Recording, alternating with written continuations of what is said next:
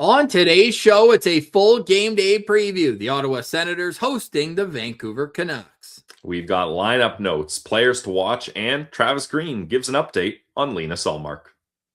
This is Brady Tkachuk, and you're listening to the Locked On Senators podcast. You're Locked On Senators, your daily podcast on the Ottawa Senators. Part of the Locked On Podcast Network, your team every day. Welcome. You are locked on to the Ottawa Senators. I'm Ross Levitan alongside Brandon Piller. Today is Tuesday, January 13th, and Pillsy, this is a game both teams need to win bad. Yeah, this game reeks of desperation from both dressing rooms. It's a stinky one coming into it, but both of them looking to change their fortunes, and the Ottawa Senators need this one more than the Vancouver Canucks. So, I mean, if you're the Canucks, you are one of, if not the only team that's actively tanking in the NHL. You've already lost 5 straight to Atlantic Division teams. Just keep doing that. Keep your draft stock high. You got 2 first-round picks this year. Focus on that. You just lost your top goal scorer in Kiefer Sherwood. Got hurt last night. You're on a second half of a back-to-back. Chill out. Let the Sens win this one. Meanwhile, the Sens are on the first half of a back-to-back. They'll travel to New York City for a date at Madison Square Garden tomorrow night, and that might be the first game we see James Reimer. Travis Green saying that the 37-year-old veteran will not dress for tonight's game, meaning Hunter Shepard will back up Leevi Meriläinen, and I am going to be so nervous watching Leevi make the first 10 saves of this game, because I've been on record, and I stand by it, that putting him in is pretty negligent at this point, but they don't really have another option. And worst case scenario, Ross, if Travis Green feels the need to pull him and then cut down his confidence even more and then put Hunter Shepard in a less than ideal situation again, that would just be mayhem. Like I think, I don't know, you tell me, do you have to keep Leevi in the full game no matter what? Or are you of the mind you have to shelter him even more? And if things start going downhill, God forbid, you got to get him out there sooner. He's been pulled in 2 of his last 4 starts, right? He's lost 3 consecutive games, and the game he got pulled against Detroit, Hunter Shepard earned the loss in that one. So really, it's 4 straight losses, more or less. Heck with the decisions, say, for Meriläinen, and the save percentage in those 4 games has just not been up to par. And look, I don't know what the answer is. Like, his angles were off early on some shots, and other ones he's just scrambling where he'll make 1 and 2 saves and the third rebound gets in. But he just needs to find confidence. In his last 4 games, he's rocking an .826 save percentage. It's just not going to cut it in the National Hockey League. But we know there's a good goalie in there. So maybe with a couple days of practice since the Sens' last game on Saturday, he can get things together, because that is the key player to watch in this game. Like, no spoilers. We'll get different Locked On players when we pull up the lines in a few minutes, but all eyes will be on Leevi Meriläinen tonight. Would you have preferred they started Hunter Shepard? No, I would not have. I don't want to see Hunter Shepard play another NHL game for the Ottawa Senators, with all due respect. I just felt like he looked so small in goal, wasn't able to stop the puck either. And like, I would rather Mats than Hunter Shepard. There's no doubt in my mind on that. But to answer your question from earlier, I think you have to kind of ride Leevi tonight, because who knows if James Reimer is going to be ready to go tomorrow. Maybe the Sens already have that confirmed, but they aren't sharing it with the media. This is a Leevi game. And if he can win, that confidence could be brought over to the next stretch of games. But it's also worth noting that Travis Green gave an update on Linus Ullmark today, saying that he's been around the team. So who knows how long? Maybe he plays Saturday. Who knows? Before we get to Linus Ullmark, I have further questions for you, if you'll allow it. Yes. How do you feel about the decision to not even dress James Reimer? Like, to you, does that feel like the old saying, well, if you're not good enough to back up, or if you're not ready enough to back up, you're not ready enough to play? So then it's like, well, how's he going to play the very next day after travel? Or what do you make of the decision to not even dress him? Because that seems weird. I mean, I guess it's been a whirlwind for him. He signs the PTO, plays in Belleville, next day in Ottawa, signs a new contract. Like, do you think this is just a, hey, let's give him a second to breathe here? Or is it, look, what happens? if Leevi doesn't play good and he gets pulled, then we're now throwing a third goalie this season. Their first opportunity in the NHL is in the second period and not set up for success. Like, I thought that was an interesting decision. Interesting, sure, but I'll say that it makes me more likely to believe that he's playing tomorrow night. And in that case, it's like there's no way that he should be playing tonight. So if you do have to do something you've done twice in the last 4 games and make a change in game, you do not want to have Reimer make his debut in a relief appearance and then start the very next night. Like, Montreal, I think, is playing second half of back-to-back tonight, if I'm not mistaken. And Samuel Montembeault flew out there the day before. Like, he wasn't in Montreal for the game last night. And they're just like, go get ready to play there. So do you think Reimer's done that? Do you think he's waiting in NYC? No, I think that they also see value in him watching this game from the press box and seeing kind of how the Sens defensive structure works. And it's almost like a studying session before playing in front of this group. Yeah, and then he can get some in-game analysis from Curtis McDermott to really understand the game from a better view. So that's actually a really good point. Crap, I was going to follow that up, Ross. The last time the Ottawa Senators decided to give their more veteran goalie a full night off and not even have him back up, they did with Linus Ullmark. And I'm forgetting the exact scenario and situation, but I remember discussing it and being like, that failed miserably because Linus Ullmark was not prepared for that next start. Yep, that did happen. Now, Leevi is 1-0 in his career against the Vancouver Canucks. It was one of the first games that he played last season where Jake Sanderson scored the overtime winner. I think they had a shorthanded goal in that game. It was a really fun, entertaining game in Vancouver where Senators fans are awesome. And the Sens are going to be in Vancouver later on this season in March. And that's always one to circle on the calendar, just like Winnipeg. And I know you're in Calgary. How's the Sens crowd in Calgary? Is it good? It was decent. And it was cool. There was a lot of random Sens jerseys. Like, I think I saw a Chris Neal jersey, a Danny Heatley jersey, because those aren't random. Well, we're talking guys that haven't played on this team in 10 plus years, I feel. Or I thought you were gonna say like Matt Karkner and like a Brian Lee jersey. I guess I should say not current Ottawa go. Senators players. No disrespect to retired number 25 and Danny Heatley, the only Ottawa Senator to score 50 goals back-to-back seasons. Nonetheless, no disrespect was meant, Ross. But I feel like the Sens fans out west have been Sens fans for a long time and moved out there and have lived there for a long time, so they're holding it down. Hopefully, I don't know if we have that same presence in NYC, although you've got a crew of your old pals, good Ottawa boys that are holding it down in NYC. Are we getting Wes as a boots on the ground report? Yeah, and Brody too. He's got the new dad bump as well, so we'll see if Brody can bring some of that pixie dust to Madison Square Garden tomorrow night. But tonight it's at the CTC. It's a home game for the Ottawa Senators and no changes to the lineup. Not only will Leevi start just like he did on Saturday, we discussed that, but up front, same group. This Ottawa Senators team that they did shuffle the lines at practice, so we'll see if that is something they keep together. But the top line at practice yesterday was Tim Stützle between Fabian Zetterlund and Drake Batherson. The second line was Dylan Cousins between Brady Tkachuk and Claude Giroux. A third line of Shane Pinto, Ridley Gregg, and Michael Amadio leaves a fourth line of Lars Eller centering Nick Cousins and David Perron. On defense, Jake Sanderson, Artem Zub, Thomas Chabot with Nick Jensen, Tyler Clevin with Jordan Spence. Pilsy, who's your locked-on player to watch? My locked-on player to watch is going to be Fabian Zetterlund, coming off a game where he scored the first goal, opened up the scoring for the Ottawa Senators, broke that 8-game streak where they had not scored first. I'm going to be locked on to Zetterlund, Ross, because I want him to have the mantra and to spread that to the rest of the team. Pucks on net. And Ross, that wasn't even a shot on net.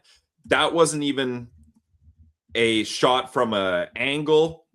This was a puck directed in the general area of the net from a bad angle that goes in. You are up against the NHL's worst team right now with their starting goalie injured. Just throw everything on net and see what happens. You've got big bodies in front. You're on a line with Tim Stützle and Drake Batherson, the two guys that lead this team in points. Get the puck towards the net and good things will happen. I mean, heck, we saw Drake Batherson score on a puck that was going to miss the net. Again, just in the general direction of the net. And that ended up being a goal as well. So I want Fabian Zetterlund to tell everyone, boys, everything towards the net, and I will lead the charge in that. I want to see Zetterlund with 3+ shots. Go to FanDuel, see what Fabian Zetterlund's shots are over under, and smash that, because that's my expectation for number 20 tonight, playing on the top line. I'm going to go with another guy who changed lines. My locked on player is Claude Giroux, and I want to see him just add a level of puck retrieval to that line. Now, the other two boys are much bigger in Dylan Cousins and Brady Tkachuk, and Brady has been solid on the forecheck. Dylan Cousins, though, I feel like recently he's been a little more timid on the forecheck. Still getting his hits, but I do think that there's more to give offensively for that line, and adding Giroux and his dogged determination, I think will go a long way. Giroux has 16 career points in 15 games against the Vancouver Canucks, so it's a team that he's done well against in, albeit limited opportunity, as he's played his entire career in the Eastern Conference. But Claude sitting at 9 goals. I'm Leevi locking this, Pilsy. Claude Giroux, goal tonight. That's not on a matinee? Nope. Claude Giroux goal tonight. Okay. Claude Giroux will get his 10th goal of the season. I really feel that in my bones. I think that having Cousins and Cousins and Tkachuk rather on that line is going to be a good mix. And we talked yesterday at length that they've only played a minute and a half together all season, but I do think this could be the type of line that gives Ottawa a spark that they'll need to win this game. Can I get a heat check on your Leevi lock? What do you mean? How will the goal be scored? Oh my! I don't mean like scenario. I just mean power play, even strength, empty net, shorthanded. No, even strength. I think this line gets it done. Let's have a little fan fiction here. 3-on-2 rush breakout. Brady shot from the top of the left circle. Cousins bangs away. Second rebound. Giroux comes in and cleans up the garbage. It's going to be a goal scored within 5 feet of the net. I was not expecting of the players to get a garbage goal that close to the net. It to be Claude Giroux for your prediction. All right, everybody, take note. Watch. Let's see. Hey, the last Leevi lock hit. I can't even remember what it was right now. Was it a Brady goal in Winnipeg? It might have been it. I know you Leevi locked that in and happened. I don't know if that was the last one. Yeah, I think you tried to bully me into another Leevi lock, but I said no. You have to feel it in your bones. But it did happen. You said feel it in your. Oh no. You said you felt it in your bones, but it didn't happen. But I wanted it to happen. So yeah.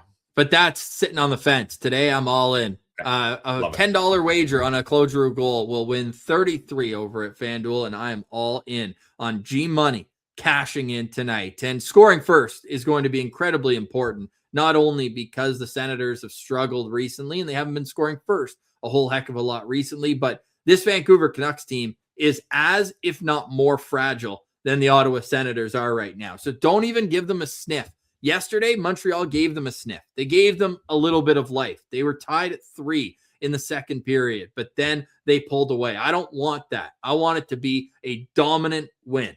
Dominant.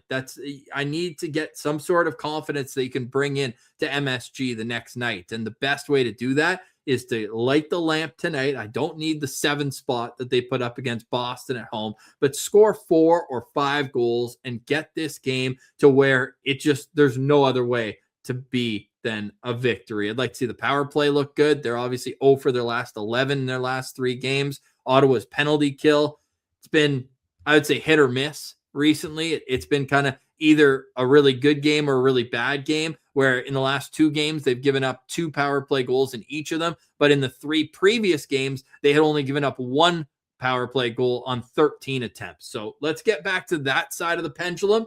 And I do think this is a winnable game for the Ottawa Senators.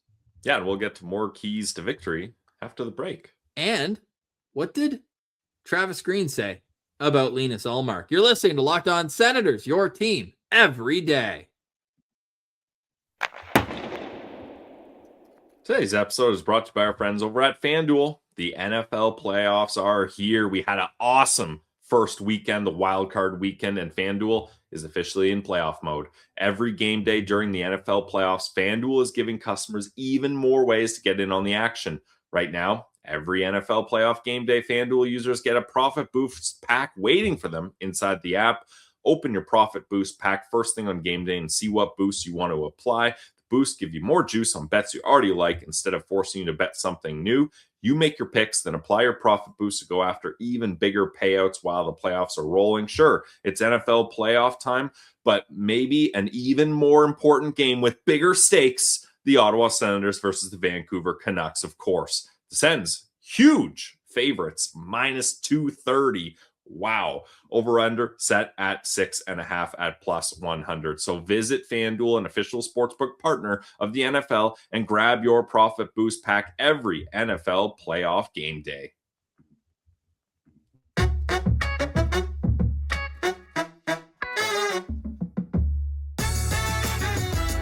All right, Pillsy, game day for the Ottawa Senators, a 7 o'clock start. You can watch it on TSN 5, and you can also hit that mute button and tune in for another live stream. Jack Richardson will have the reins of the channel live on YouTube throughout the game, and then, of course, right after it, we will have the postcast for you there. These are two teams that are currently sitting near or at the bottom of their respective conferences. The Vancouver Canucks are 16-24-5 on the season. They're 0-4-1 in their last 5 games. Meanwhile, Ottawa is 1-4 in their last 5. They have a 20-19-5 record on the season. The Senators score more goals per game than Vancouver by almost half a goal per game. They allow less than the Vancouver Canucks. Not many teams that we've done these graphics for have allowed less goals per game than Vancouver, but the Canucks are one of them. The Senators have a better shooting percentage, a better power play, a better face-off percentage.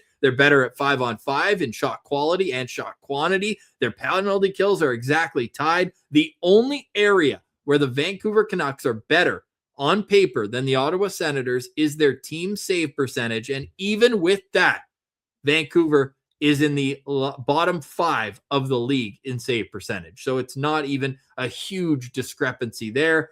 Pillsy, this graphic just shows me the Senators have to win this game.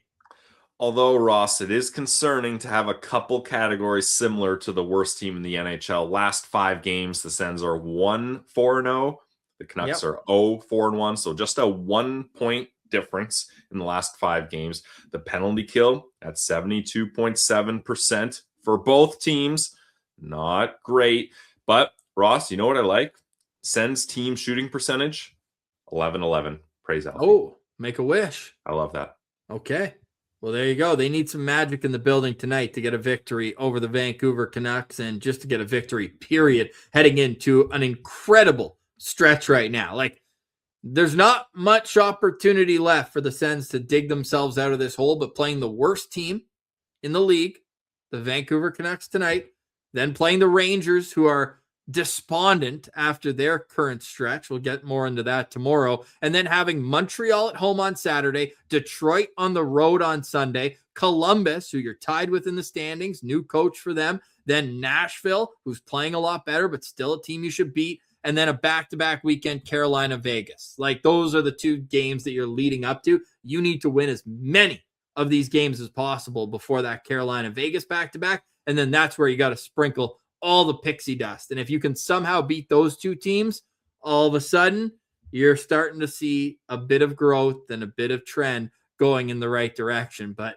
can't get too far ahead of ourselves. The Vancouver Canucks are next tonight, and Pillsy, Travis Green speaking to the media today, with all the reporters saying that Linus Ullmark is around the team. And Julian McKenzie in his post said, I'll get the exact quote up here, he's been around the rink. He skated this morning, all positives, as he's hopefully approaching getting back with the team. Your thoughts? Those are nice words, but they don't mean much. And again, full respect to Linus Ullmark taking the time he needs in his leave of absence. We hope he gets back to the way he feels he needs to be to come back and play. But that's not a distinct timeline. That doesn't tell us when we can expect him, but it's positive words and moving in the right direction. It almost feels like what coaches say when you ask for injury updates. They say, I'll worry about it when he's back on the ice. And it's like, let's get him back at practice and then have a conversation about when he's ready to go and what kind of goaltending we're going to expect. Because for all the criticisms of Linus Ullmark's play this season, he is by far their best goalie. And it's not even close. Yeah. And I mean, he's kept them in games, and he single-handedly won a couple as well. Like, exactly, that's all they need right now is a couple. Yep, and that's what they're paying him for. So you hope that as well. I also want to get into, Ross, James Reimer coming in. I think is obviously you needed someone, and you wanted someone that wasn't going to cost you assets. So James Reimer is the type of player for that. But I really liked what I saw from his first media press conference there in the locker room. Like, this is a positive guy. He had lots of smiles. He was laughing. He was joking. Even Jake Sanderson said he came in and was chirping guys right away. Like, this is the kind of energy a team that is down in the dumps, fully healthy, and has off-ice stuff going on within them. You need a goofball to come in and be like, oh, what's everyone down about here? Like, let's joke around a bit. Let's loosen things up. And he's not privy to the pain and suffering of this team. So I think this injection of energy of him just being like loose, light, hey, I'm happy to be here. This is awesome. I wasn't sure if I was going to play in the NHL. Let's see how it goes. Like, I think that's a good positive injection into this team. Yeah, to go back to the Sens marketing campaign in 2019, being positive in a negative situation isn't naive. It's leadership. And when you start having fun, you start going in the right direction, right? Was that Whitey's? Yeah, it was. Yeah. So, hey, good. Have a little fun out there. No, exactly. And like, I think that type of personality will be good as a backup. But right now, the Sens just need a guy that can stop the puck. Like, that's what it comes down to. And we posted yesterday when people were asking about Travis Green, because I saw that when the Columbus Blue Jackets made their coaching change, Dean Evison out, and they were hired him and Travis Green the same offseason, and it was a quick pull of the plug for him. Rick Bowness, the Sens inaugural coach, still going. He's been behind the bench for over 2,700 games in the National Hockey League. Truly remarkable and really cool to see him at 70 years old, still with the passion and wanting to be in the grind of an NHL season. But I saw some people say, well, Pete DeBoer sitting at home with Travis Green. Is his seat hot? Well, if they got saves, they wouldn't be in the position they're in. And Travis Green, as far as I know, cannot and will not play goalie for this team. So in no way for me is Travis Green's seat hot. You? No, not at all. And I mean, this is the guy Steve Stais and the staff handpicked. Obviously, ownership would have approved of it as well. Like, I don't think it would be a good move for them to hit the panic button and fire the coach just because goaltending hasn't gone their way. And interesting too, Ross, Rick Bowness was not hired as an interim head coach. They said it's the rest of the year, then they'll reevaluate. So not interim, but he got a 1-year contract. You got the Reimer contract. Yeah, but that you don't see that very often. Very often it's clear that they are the interim head coach. So I just thought that was interesting. Yeah, we'll see how it goes. And again, the Senators taking on Columbus a week from today on the road. And really, that Columbus game is where this all started to. Big time. Yeah, because you had everything given to you on a platter to beat them. Like, that is the one game all season I will never forgive them for losing. I know there's others. Obviously, the first Buffalo game, the Red Wings game, you would have liked a better shake at. But that one is just inexcusable. And see, you have another kind of inexcusable night tonight, Ross. You talk about the Vancouver Canucks, worst team, goalies out, top goal scorers out, second half of a back-to-back. Like, you gotta, and this is what I've been saying, the Sens get these opportunities on a platter and they say, no, thank you. We're not hungry. You gotta dive in and grab that. Don't be afraid to grab the amuse-bouches when they get walked around. Ross, I want them to be like you at Club Bell with the Golden Palace egg rolls. That's the energy I want them to have. just keep going for it and grabbing them when they're served to you. Not afraid of it. Don't be afraid of the egg rolls. Don't be afraid of the back of the net tonight if you're the Ottawa Senators. We'll look at the Vancouver Canucks next. You're listening to Locked On Senators, your team every day. Today's episode is brought to you by our friends over at Quo. New year, new systems. This is the time when a lot of us look at the messier parts of how we run our business and think there has to be a better way. And there is. Streamline your communications in one of the quickest upgrades you can make. That's why today's episode is brought to you by Quo, spelled Q-U-O, the smarter way to run your business communications. Because when your team is reachable, organized, and communicating in one place, you're not just working cleaner, you're creating more opportunities to connect with customers. Your whole team can call and text from one shared business number, so nothing gets missed. Everyone sees the full conversation thread, which makes replies faster and more personal. It works right from your phone or computer. You can even keep your existing number, and Quo's smart AI tools automatically log calls, summarize conversations, and highlight next steps, so details never slip through the cracks. It's no surprise Quo is the #1 rated business phone system on G2, trusted by more than 90,000 businesses. So make this year where no opportunity and no customer slips away. Try Quo for free. Plus, get 20% off your first 6 months when you go to quo.com/lockedonnhl. That's QUO.com/lockedonnhl. Quo, no missed calls, no missed customers.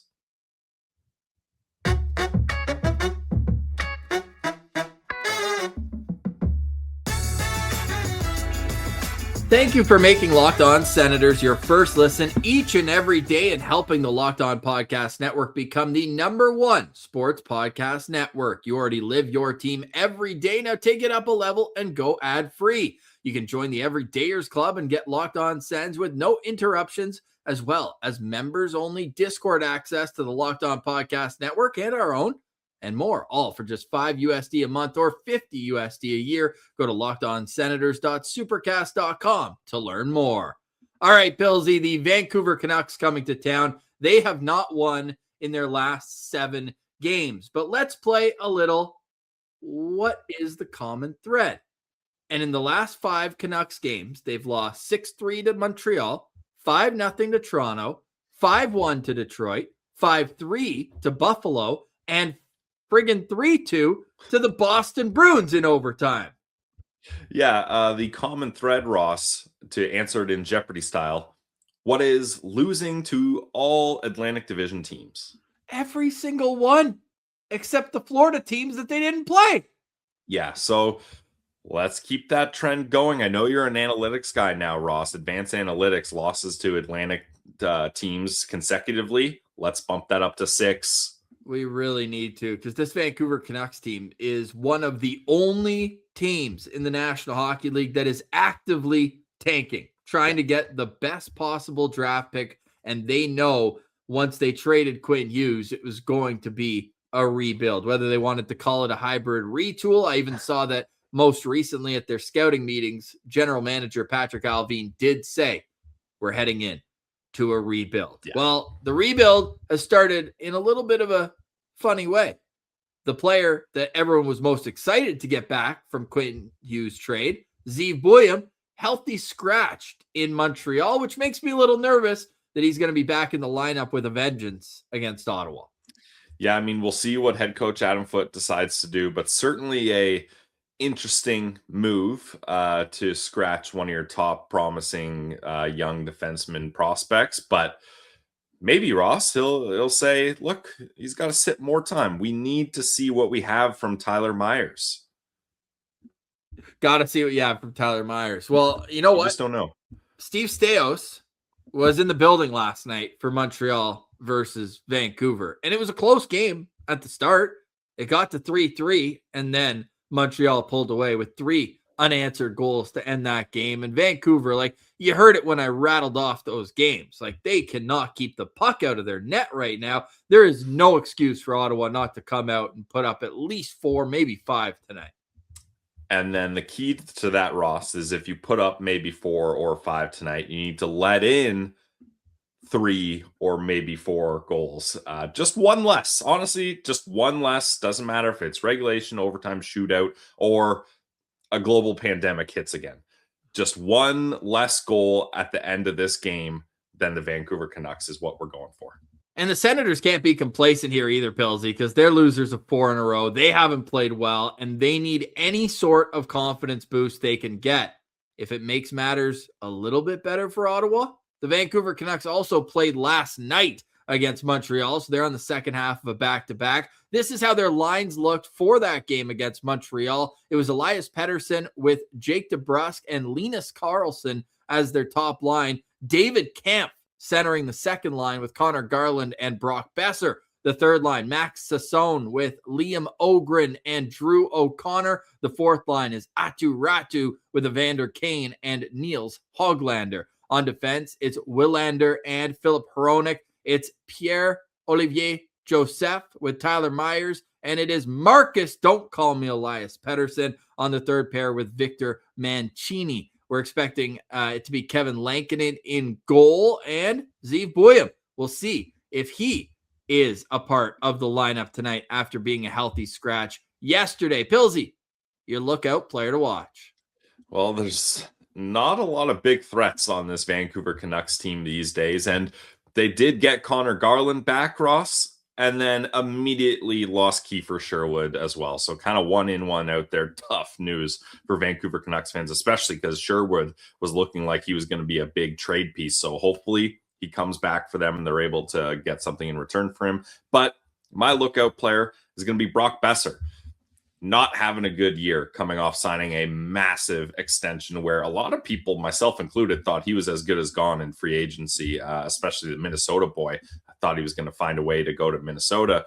But this season, in 43 games, only 9 goals, 12 assists for 21 points. He's only on pace for 39 points.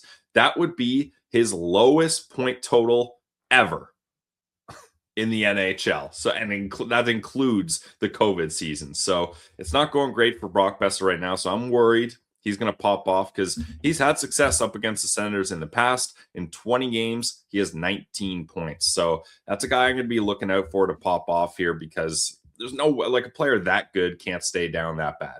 Yeah, well, the whole team's down bad offensively this year. And we talked about how they can't stop the puck from going in their own net. Well, they can't really score either. The leading scorers on this Vancouver Canucks team, tied with 27 points, are Elias Pettersson and Philip Hronek, the defenseman. That would mean that the top 5 scorers for the Ottawa Senators would all lead the Canucks in scoring by at least 4 points. Now, slight context, Elias Pettersson has only played 37 games, but yeah, still not good. I mean, Drake Batherson's played 41 and has 40 points. Yeah. So he's missed a few games as well. But Pettersson, very hit or miss. He did get one against Montreal last night. He's got 3 goals in his last 5 games. But these guys are just, they're struggling right now. They're lacking confidence. And if you're Ottawa, you're probably in the same boat, but you cannot act that way because, man, this crowd tonight, they need a win at the CTC. They need a win at the CTC because it's been tough sledding for them recently, and Ottawa begins a back-to-back here where they're on the road against the New York Rangers tomorrow, another disappointing team. And look, the Sens have 3 games in hand on the Rangers, and they're 1 point back. So if you, let me put my positive hat on here, if you win these 2 games, you'll be at 49 points by late tomorrow night, and then you'd be 3 points out of a playoff spot. Obviously, other teams are going to get points there, but it just looks so far away right now. Especially, Ross, with how good other teams are doing. We saw that stat about all Atlantic teams are doing very well in their recent stretches, so that's not good to see.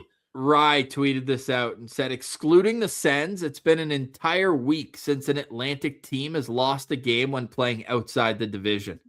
And pretty much all of those have gotten the free spot on the bingo card against the Vancouver Canucks. Ross, did you give your lookout player? Was it Elias Pettersson? I didn't. Okay. I have not given it yet. I was going to go with Zeev Buium before last night when I was starting to do some show notes. He's out of the lineup. They're also without Marco Rossi, who was acquired in that trade. He's out with injury. So I'm going to go on a player that I think Steve Staios might have been keeping an eye on in last night's game, and that is Connor Garland. I've talked at length about not loving the contract extension that he signed that I don't believe has even kicked in yet, but he is a sneaky player. He's the kind of player where it's not always going to show up on the stat sheet, but he's going to be a menace out there and really create havoc and make it harder to play against. Of course, it kind of cuts it off at the knee a little bit when you're replacing Kiefer Sherwood because he does all those things better. He's more physical and everything. But Connor Garland's a sneaky good player who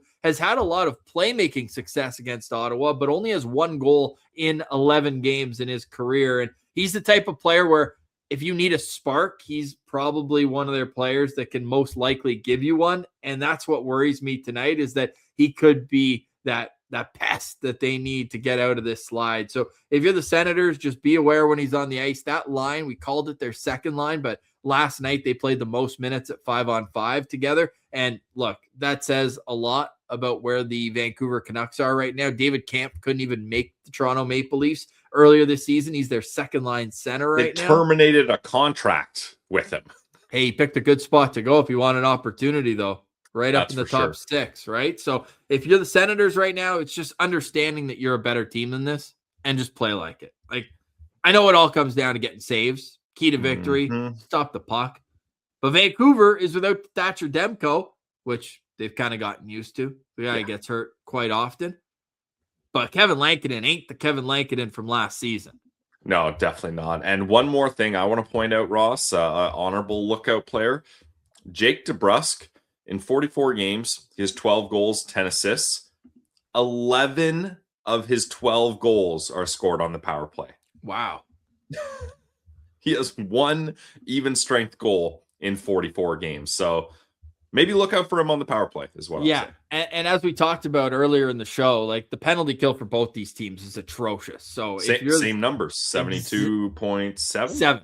Exact same numbers. Now, Ottawa's power play is 3% better than Vancouver, so hopefully Ottawa can fix what 0 for 5 last game or 0 for 4. Power play's been ice cold, and we tweeted out all the analytics from the Ottawa Senators, power play, penalty kill, 5-on-5, and their power play numbers aren't great. They've got an awesome shooting percentage on the power play, but in terms of creating shot quality and possession time in the offensive zone, it just has not been good. The Senators' power play hasn't scored in 3 games. They're 0 for their last 11 with the man advantage. And considering they went 0 for 3 against Utah and lost by 2 goals, and then went 0 for 5 against Florida and lost by 1 goal, this is the razor-thin margins that you're finding ways to lose games on. So keys to victory, get saves, and let's get 2 on the power play. I'm getting greedy, Pillsy. Not just 1, I want 2 on the power play. What are your keys to victory? Only saves. Like Ross, you tweeted out all the advanced analytics of this team when people are saying, hey, why is Travis Green still here? Columbus was sick of their season and fired their coach, Dean Evison. Yeah, this team has actually been very good in all aspects other than goaltending and penalty kill. But even the penalty kill, they don't give up a lot. Yeah, but There's a dead last save percentage. Your most important penalty killer is your goalie, and that's been what it is. So, like, I really think that they need to just keep playing their game, which I know some Sens fans are going to be pissed I'm saying that, but for the most part, the team overall has been playing good enough to win. They just need saves, and whether that's Leevi Meriläinen figuring it out or James Reimer coming in to save the day moving forward here, I don't care. We need saves. Do you know what the opposition is shooting on the power play against Ottawa? I do not. 21% of their shots go in. The Senators have a 793 save percentage, shorthanded. Vancouver, 794. They're second last in the National Hockey League. To put it in perspective, the Leafs lead the league in shorthanded save percentage at a 918. Wow. 918 shorthanded save percentage. That's actually outrageous. That's first in the league by a full percentage point. So it's imperative to get saves tonight. Pillsy, final thoughts on today's show. Final thoughts for me is interim head coach of the Belleville Senators, Andrew Campbell, mentioned today that Carter Yakimchuk is probably just a few days away from returning. And we need some sort of positivity, and obviously this team's prospect pipeline not that great, and I don't know if everyone knows, but the Ottawa Senators do not have their first round pick this year. So we need to see Carter Yakimchuk get back in, stay healthy, and work on defending a little bit more. I think he's done a good enough job putting up points like we knew and anticipated he would. But we gotta clean up that game on the defensive side of things. So the more games Carter Yakimchuk plays, and the more experience he gets, and the more development he gets, the better. So that's good news. Yeah, it is. And I think the breath might have actually done him good. We'll see how he looks when he comes back, but I think that he was playing a lot of hockey, right? 27 games, some back-to-back, some 3-3s as they do in the American Hockey League. So maybe this little break will do him well, and he can come back and, I don't want to say figure it out, because 18 points, 27 games. He was first among rookie defensemen at the time of his injury. But I think there is some development that can happen for Carter when he gets back. Pilsy, it is a 7 o'clock start from the Canadian Tire Center, and we will have the postcast for you immediately following tonight's game. So make sure you subscribe on YouTube. And Jack, the absolute sicko. He's crazy. He's nuts. He will Good be on live him, streaming this game tonight. So join him. Misery loves company. But you know what would be really cool? A big win for the Ottawa Senators. Wouldn't that be sick? And let's not forget, Ross, last year we were down in the dumps about this team. Now, maybe as I'm saying this is probably not the best thing, but it was a loss to the Vancouver Canucks, and we needed a therapy session in the postcast, and that was a turning point for the season. So let's hope, flip it, a win against the Canucks, and that will be the turning point of this season. Perfect way to end the show. Thank you so much for liking, watching, listening, and engaging with us on Twitter at Sens Central, LockedOn.Senators on Instagram. Subscribe to the show everywhere you get your podcasts, and consider joining us in the Everydayer Club. For Brandon Piller, I'm Ross Levitan, and this has been another edition of the Locked On Senators podcast, your team every day.